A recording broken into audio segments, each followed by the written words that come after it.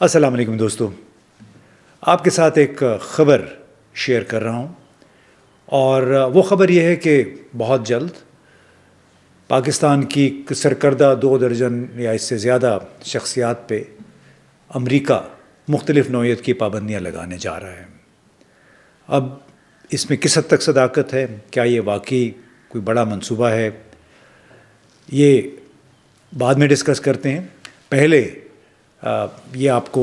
ایک بار پھر یاد دلا دیں کہ ہمارے وزیر داخلہ محسن نقوی نے امریکن کانگریسمین جو ولسن کے ساتھ ملاقات کی۔ یہ ٹویٹ آپ دیکھ سکتے ہیں۔ ملاقات تو انہوں نے کر لی، لیکن ملاقات کے فوراً بعد جو ولسن نے جو ٹویٹ کیا وہ یہ تھا کہ فری عمران خان۔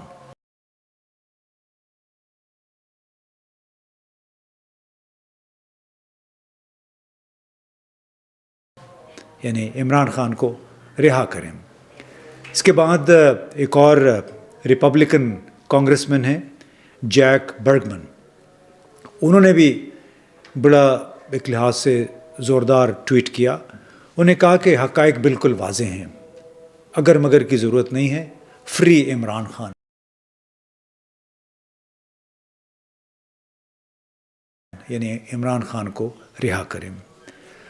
مائیکل کوگلمن پاکستان اور افغانستان پہ نظر رکھنے والے ایک امریکی اسکالر ہیں، دانشور ہیں، تو انہوں نے جو ولسن اور وزیر داخلہ محسن نقوی کی ملاقات کے بعد جو ولسن نے ٹویٹ کیا اسے تاریخی ناکامی قرار دیا۔ اس کے ساتھ ساتھ ہمارے ایک دوست ہیں، پہلے نیشنل سیکیورٹی ڈویژن میں ہوتے تھے پاکستان میں، ڈاکٹر حسین ندیم، انہوں نے غالباً اسی تناظر میں یہ کہا کہ پاکستانی حکمرانوں کے لیے دانشمندی کا تقاضا یہی ہے کہ عمران خان کو جلد از جلد رہا کر دیں، ورنہ اگلا ٹویٹ ٹرمپ کی طرف سے بھی ہو سکتا ہے اور وہ پھر شرمندگی کا باعث بنے گا۔ حسین ندیم صاحب نے یہ مشورہ دیا کہ جو کام آپ کو کرنا ہے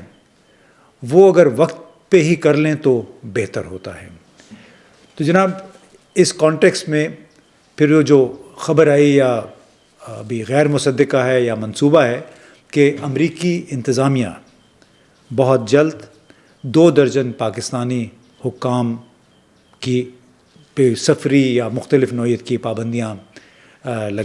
لگانے کا ارادہ رکھتی ہے، منصوبہ بنا ہوا ہے، لسٹ تیار ہے۔ اب اس پہ کس انداز میں عمل درآمد ہوتا ہے یہ ہمیں نہیں معلوم، لیکن جو پابندیاں لگنے کا منصوبہ ہے وہ پاکستان میں ان کا تعلق جو ہے وہ پاکستان میں جمہوری عمل اور آئین اور قانون سے انحراف اور فروری 2024 کے انتخابات کے حوالے سے ہے، اور کس حد تک لابنگ ہوئی ان دونوں ایشوز پہ، یعنی عمران خان کی نظر بندی، ان کے خلاف مقدمے، پھر فروری 2024 کے انتخابات میں وسیع پیمانے پر دھاندلی، اور ان تمام باتوں کا نوٹس کانگریس کی 2 قراردادوں میں، پھر کانگریسمین کا صدر بائیڈن کے نام خط میں ذکر ہوا، اور کانگریس ہی میں 22 جنوری کو ایک اور ہیئرنگ بھی ہوئی جس میں انہی مسائل کو دوبارہ دہرایا گیا، اس کی نشاندہی کی گئی۔ اب ہو سکتا ہے کہ یہ پابندیاں ویسی ہوں جس طرح امریکہ نے ستمبر 2023 میں بنگلہ دیش کے الیکشن کمیشن کے حکام اور ان کے ساتھ جتنے بھی ملوث تھے سول ملٹری حکام، ان کے خلاف لگائی تھیں۔ یہ پابندیاں ویسی ہی ہو سکتی ہیں جو وینزویلا کے صدر مادورو اور ان کے ساتھ ملے ہوئے جو جتنے بھی حکام ہیں، ان کے وزراء ہیں، ان کے خلاف لگائی گئی ہیں۔ ان میں سفری پابندیاں بھی ہوتی ہیں، ان کے بلکہ وینزویلا کے صدر پہ تو باقاعدہ ہیڈ منی ہے، ان کے سر کی قیمت لگائی گئی ہے، کیونکہ ان کو نارکوٹکس یا منشیات کے کاروبار میں ملوث ہونے کا ان پہ الزام ہے۔ لیکن اس کے ساتھ ساتھ ان پر سفری پابندیاں ہیں، ان کے اثاثوں کے حوالے سے سوالات اٹھائے گئے ہیں، اور اگر جو امریکہ میں ان کے اثاثے ہیں وہ بھی فریز کیے جا چکے ہیں، ان پہ پابندی لگائی جا چکی ہے۔ تو سوال یہ ہے کہ کیا پاکستان کی وہ شخصیات جن کی لسٹ تیار کی گئی ہے یا تیار ہے اس وقت ڈونلڈ ٹرمپ انتظامیہ کے تحت، کیا اس میں بھی ایسی ہی پابندیاں لگائی جائیں گی جن پابندیوں کا سامنا بنگلہ دیش کے الیکشن کمیشن اور دوسرے حکام کو 2023 میں اور وینزویلا کے صدر کو اسی سال یعنی جنوری میں جن کا سامنا کرنا پڑا تھا؟ تو اب قابل غور بات ہم سب کے لیے یہ ہے، بطور پاکستانی شہریوں کے، بطور پاکستانی امریکن جو کہ امریکہ میں رہ رہے ہیں، انہوں نے پاکستان میں جمہوریت کے لیے اور آئینی حقوق کے لیے جدوجہد کی ہے، اور پھر خود ہمارے اپنے حکمرانوں کے لیے ایک لمحہ فکریہ بھی ہے، اور میرا خیال ہے عمل کا بھی وقت ہے کہ کیوں ہم ایسے اقدامات کرتے ہیں یا کر چکے ہیں یا کرنے والے ہیں جن کے باعث پاکستان کو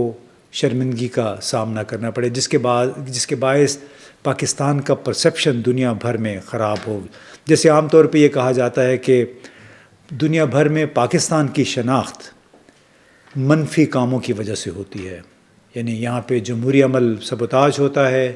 یہاں پہ دہشت گردی، اس وقت جو ہے پاکستان کی شناخت جو ہے وہ دہشت گردی کے واقعات ہیں جو کہ 2024 میں بڑے ریکارڈ ہوئے 9 سال کے بعد، اور اس کے ساتھ ساتھ سیاسی عدم استحکام جو خبریں جاتی ہیں، اور پھر وہ خبریں بین الاقوامی ذرائع ابلاغ کی زینت بھی بنتی ہیں کہ پاکستان مسلسل عدم استحکام کا شکار ہے۔ اس کے علاوہ جو سب سے زیادہ خوفناک تشویشناک بات ہے وہ بزنس ہاؤسز کا پاکستان سے جانا ہے۔ میری ابھی حال ہی میں ایک صاحب سے ملاقات ہوئی تو ان کا یہ کہنا تھا کہ پاکستان میں ہمیں کام، اور وہ چونکہ یورپی ملک اور پاکستان کے درمیان سفر کرتے ہیں، ان کا بزنس 2-3 ملکوں میں پھیلا ہوا ہے، تو ان کا یہ کہنا تھا کہ گزشتہ سال 1.5 سال سے جتنی مشکلات کا انہیں سامنا کرنا پڑا ہے کاروبار کرنے میں، تو وہ اب اپنے دفتر کا زیادہ تر سٹاف وہ ملیشیا منتقل کر رہے ہیں۔ ملیشیا میں وہ دفتر بنا رہے ہیں، اور جو یہاں پہ ان کے 25-30 لوگ تھے ان کی غالب اکثریت وہاں سے کام کرے گی۔ اس کے ساتھ ایک اور صاحب ملے، انہوں نے کہا کہ وہ اپنا کاروبار یہاں پہ جو انٹرنیٹ پہ پابندیاں تھیں، فائر وال آئی، پھر FBR federal board of revenue نے جو ایک جارحانہ طرز عمل اختیار کر رکھا ہے، اس کے باعث بہت سارے کاروبار دبئی، ملیشیا، تھائی لینڈ منتقل ہو گئے۔ تو یہ بھی ہمارے جتنے بھی حکام ہیں، امراء ہیں، جس کو ہم حکمران اشرافیہ کہتے ہیں، ان کے لیے بڑا باعث فکر لمحہ ہے کہ کیا آپ ضروری کام صرف اس وقت کریں گے جب کسی طرف سے ٹویٹ آ جائے، جب کسی کو، اور خواہ پھر وہ پاکستان کے لیے بدنامی کا بھی باعث بنتا ہے، شرمندگی کا بھی باعث بنتا ہے۔ تو یہ میں نے اس لیے بیان کیا کہ جو ولسن کا ٹویٹ آیا، پھر ریپبلکن جیک برگمن جو کہ ایک ریٹائرڈ لیفٹیننٹ جنرل ہیں پاکستان میں، ان کی بڑی دلچسپی بھی ہے، اور اس کے اوپر جو مختلف امریکی دانشور اس پہ جو کمنٹری بھی کر رہے ہیں، ان تمام باتوں سے ظاہر کیا ہوتا ہے کہ اس وقت پاکستان پہ بڑی گہری نظر ہے ٹرمپ انتظامیہ کی۔ اب وہ بڑے PTI کے لوگوں کو اس سے امیدیں بھی وابستہ ہیں، معلوم نہیں وہ امیدیں بر آتی ہیں نہیں آتی ہیں، لیکن ایک حقیقت ضرور ہے کہ اس موجودہ صورتحال کے باعث دہشت گردی اور سیاسی عدم استحکام، اس کی وجہ سے پاکستان پہ فوکس جو ہے وہ ان منفی خبروں کی وجہ سے ہے، اور یہ ہمارے حکام کے لیے جاننا بڑا ضروری ہے، اور اس کا احساس کرنا کہ قبل اس کے کہ بہت دیر ہو جائے آپ وہ کام کر لیں جو آپ کو کرنا ہے، اور قبل اس کے کہ کوئی ایسا ٹویٹ آ جائے۔ مشاہد حسین صاحب، سینیٹر مشاہد حسین صاحب بہت عرصے سے یہ کہہ رہے ہیں کہ آپ اس فون کال کا کیوں انتظار کر رہے ہیں جس کے بعد آپ کو پھر اپنے فیصلے تبدیل کرنے ہوں گے۔ مذاکرات PTI اور حکومت کے درمیان جو چل رہے تھے وہ بھی اب عملاً معطل ہو چکے ہیں، اور اس کی بنیادی وجہ یہی ہے کہ موجودہ حکمران، موجودہ حکومت وہ ایک مطالبہ بھی ماننے کو تیار نہیں ہے کہ مئی 9 2023 کے واقعات اور 26 نومبر 2024 کے حوالے سے جوڈیشل کمیشن بنایا جائے۔ تو بڑا اچھا ہوگا اگر حکومت، ہماری حکمران جو ہیں، یہ مطالبات مان کر وہ کام کر لیں جو کہ بڑا ضروری ہے موجودہ حالات میں. ورنہ اگر جو 2 درجن سے زائد افراد کے حوالے سے لسٹ تیار ہوئی ہے واشنگٹن میں، اس پہ وہ لسٹ اگر باہر آ گئی اور اس کے اوپر پھر عمل درآمد بھی شروع ہو گیا، تو کیا وہ اچھا ہوگا پاکستان کے لیے، پاکستان کے امیج کے لیے، بڑے بڑے عہدوں پہ فائز ان لوگوں کے لیے جو کہتے تو پاکستان ہیں لیکن کام ان کے باہر سے ایسے نظر آتے ہیں کہ وہ پاکستان کے مفاد میں نہیں ہیں. بہت بہت شکریہ.